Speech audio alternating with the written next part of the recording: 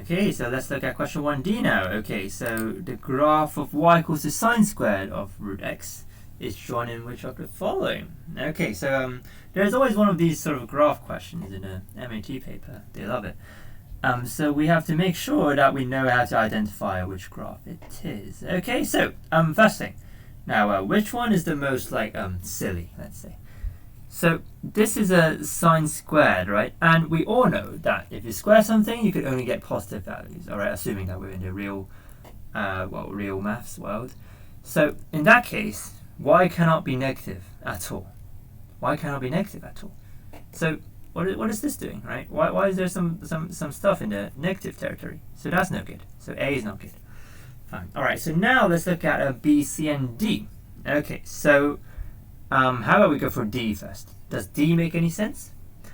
Right now, it doesn't, because the square root of x does not increase at a constant rate, right? So if square root of x does not increase at a constant rate, then why is this so regular?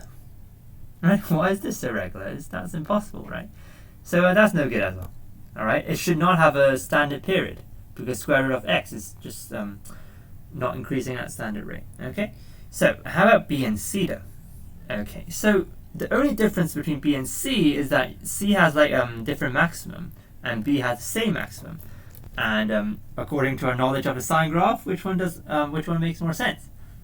Well, B makes more sense, right? Because sine squared is limited between 0 and 1, right? You won't suddenly have a maximum at like, well, I don't know, 0.3 or something that looks like. All right, so that also makes no sense. All right, so in that case, we're left with B to choose.